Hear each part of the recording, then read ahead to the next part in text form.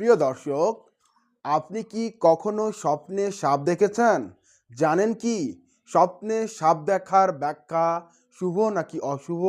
আজকের এই ভিডিওতে আমরা জানব স্বপ্নে সাপ দেখলে তার বাস্তবিক প্রভাব কি এবং কি হতে যাচ্ছে এবং তার থেকে বাঁচার উপায় কি। বিস্তারিত আজকের এই ভিডিওতে আমি কবিরাজ শিহানুর রহমান সাগর কবিরাজি তন্ত্রমন্ত্র ইউটিউব চ্যানেলের মাধ্যমে আপনাকে জানিয়ে দেব। তাই ভিডিওতে লাইক দিয়ে সম্পূর্ণ ভিডিওটি মনোযোগ সহকারে দেখতে থাকুন। ভিডিওটি শুরু করার আগে সকলকে জানাই আমার তরফ থেকে সালাম, আসসালামু আলাইকুম, এবং হিন্দু বন্ধুদেরকে জানাই আদাব। এখন আসি মূল বিষয়ে। স্বপ্নের মধ্যে সাপ দেখলে তার ইঙ্গিত কি, অর্থাৎ স্বপ্নের ব্যাখ্যা ও তাদের কি হতে যাচ্ছে বিস্তারিত জানাচ্ছি। এখানে বলা হয়েছে, স্বপ্নে সাপ দেখা সাধারণত শত্রু, হিংসা বা বিপদের ইঙ্গিত দেয় এবং কোনো ব্যক্তি যদি স্বপ্নে সাপকে আক্রমণ করতে দেখে তবে তা শত্রুর ষড়যন্ত্রের লক্ষণ হতে পারে। এখন আপনি যদি সাপকে আক্রমণ করেন স্বপ্নের মধ্যে, তাহলে আপনার শত্রু আপনার ষড়যন্ত্র করার চেষ্টা করতে পারে বা এটার একটা লক্ষণ বহন করে। এবং এখানে এটা বলা হয়েছে, সাপ যদি স্বপ্নে কথা বলে তাহলে এটি গোপন তথ্য প্রকাশের ইঙ্গিত দেয়। তো আপনি যদি স্বপ্নের মধ্যে সাপের সাথে কথা বলেন এবং সাপ যদি আপনার সাথে কথা বলে, তাহলে আপনি ধরে নেবেন যে আপনার কোনো গোপন তথ্য প্রকাশ্যে যাচ্ছে, যা আপনার ক্ষতির কারণ হতে পারে। আশা করি আপনি বুঝতে পারছেন। এখন আসি যে সাপের রং ভেদে আপনার স্বপ্নের ব্যাখ্যা বা তাদের কি হতে যাচ্ছে। এখানে বলা হয়েছে, যদি আপনি কালো সাপ দেখেন তাহলে কঠিন বিপদ বা শত্রুতা বোঝায়। এখন আপনার শত্রু আপনার ক্ষতি করতে যাচ্ছে বা এ ধরনের কঠিন বিপদ আসতে চলেছে, এটাই কিন্তু বোঝাচ্ছে যদি আপনি কালো সাপ দেখেন। আর সাদা সাপ দেখলে ভালো সংবাদ বা লুকোনো সম্পদের ইঙ্গিত প্রকাশ করতেছে। এখানে বলা হয়েছে, যদি আপনি সাদা সাপ দেখেন তাহলে ভালো সংবাদ, এটা আবার শত্রুতার কোনো ইঙ্গিত বহন করে না। যদি কালো সাপ দেখেন তাহলে প্রথম স্টেপে আমি যেটা বলেছি যে শত্রুতা, হিংসা বা বিপদের কারণ হতে পারে, এই ক্ষেত্রে কিন্তু কালো সাপ, হ্যাঁ, তারপর এই বিষয়গুলো কিন্তু আসবে। তো এখন আমি আপনাদেরকে বলবো যে সাদা সাপ এটা হচ্ছে ভালো লক্ষণ বা আপনার লুকোনো সম্পদ বা আপনি অর্থ সম্পদ প্রাপ্তির ক্ষেত্রে আপনার ভাগ্যের উন্নয়ন হতে যাচ্ছে। জাস্ট এতটুকুই এখানে বোঝানো হয়েছে। তারপর এখানে বলা হয়েছে সবুজ সাপ। সবুজ সাপ যদি দেখেন তাহলে আধ্যাত্মিক উন্নতি বা হালাল রিজিকের প্রতীক সবুজ সাপ। তো তারপর লাল সাপ, এই লাল সাপ আপনার বিপদের কারণ এবং আপনার সামনে কঠিন বিপদ অপেক্ষা করতেছে, এটা ইঙ্গিত বা এটার একটা ব্যাখ্যা এখানে তুলে ধরেছে।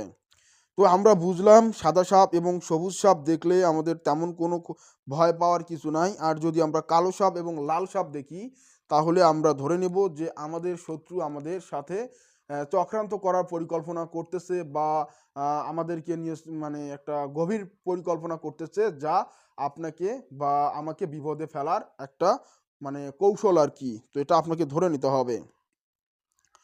তো দেখুন, আপনারা যদি এ ধরনের স্বপ্ন দেখতে ভয় পান, সাপোজ আপনি ঘুমাচ্ছেন স্বপ্নের মধ্যে সাপ দেখলেন বা বিভিন্ন ইঙ্গিতে কিন্তু আপনার মনে করেন যে স্বপ্নের ব্যাখ্যা হিসেবে আল্লাহ তাআলা বুঝিয়ে দেয়। অনেক সময় দেখা যাচ্ছে যে স্বপ্নের মধ্যে এমন কিছু বিষয় দেখাচ্ছে যা আপনার ৫-১০ বছর পর বা ২-১ বছর পর, এমনকি ১ সপ্তাহ পরে গিয়ে সেটা ঘটতেছে। ঠিক আছে? আর এমন কিছু স্বপ্ন দেখাচ্ছে যা আপনার ইতিপূর্বে ঘটে গেছে। তো আপনি যদি এই সমস্ত সাপ বা ভয়ানক কোনো স্বপ্ন দেখতে না চান, তাহলে আপনি কি করবেন? ঘুমানোর আগে আয়াতুল কুরসি, সূরা ফালাক ও সূরা নাস পড়ে ঘুমাবেন। ঠিক আছে?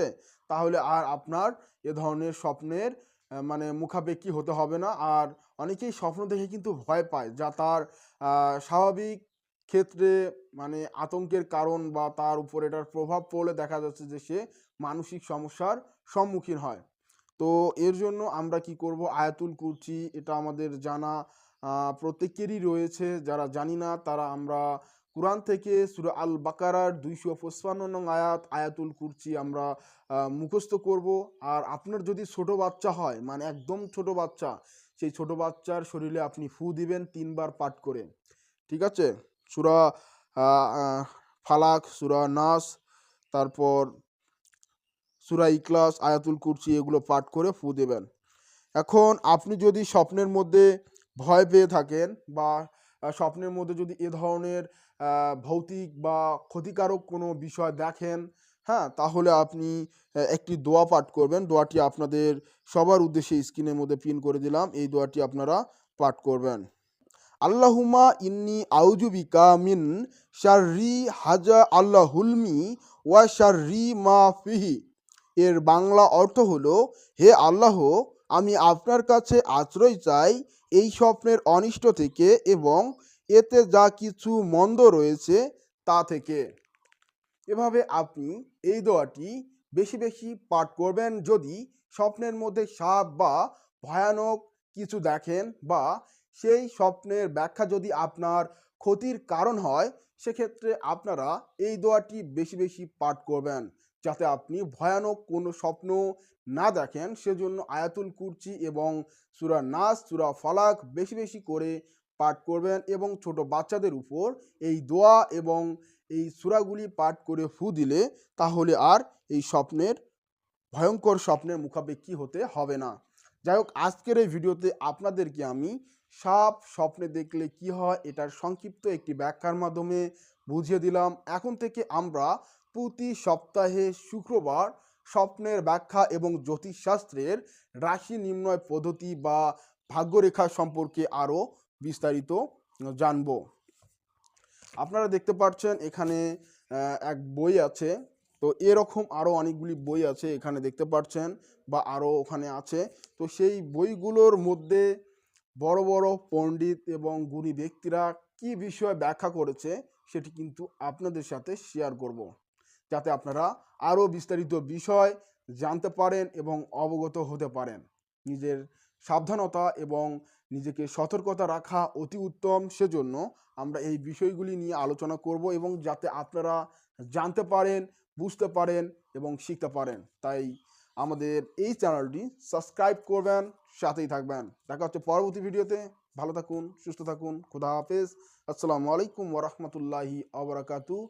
হিন্দু বন্ধুদেরকে জানাই আদাব। খোদা হাফেজ।